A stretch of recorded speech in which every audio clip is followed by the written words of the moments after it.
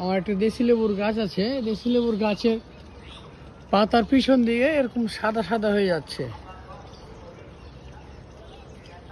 এরকম সাদা সাদা হয়ে যাচ্ছে। তো ফুলও এসছে, কিন্তু এরকম সাদা সাদা প্রত্যেকটা পাতা সাদা সাদা হয়ে যাচ্ছে। কি কারণে হচ্ছে বা কোন মেডিসিনটা লাগবে একটু যদি বলতেন আমি উপকৃত হতাম।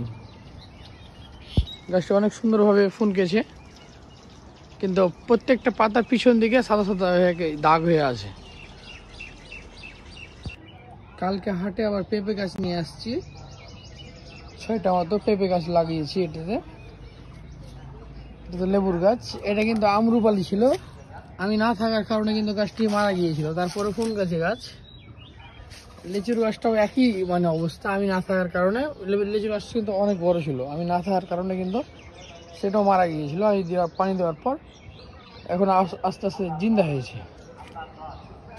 এদিকে আমের গাছটা নিয়ে এসেছিলাম, দেখতে অনেক সুন্দর, পাতাগুলাও বলছে আমও খুব সুন্দর হবে। তো বিগত 3 বছর ধরে কোনো মুকুলে আসছে না, খালি ফুল গাচ্ছে। আর এইদিকে একটা বড়ই গাছ, পেয়ারা গাছ, পেয়ারাতে অনেক মুকুল আসছে। প্রত্যেকটা জায়গাতে মুকুল।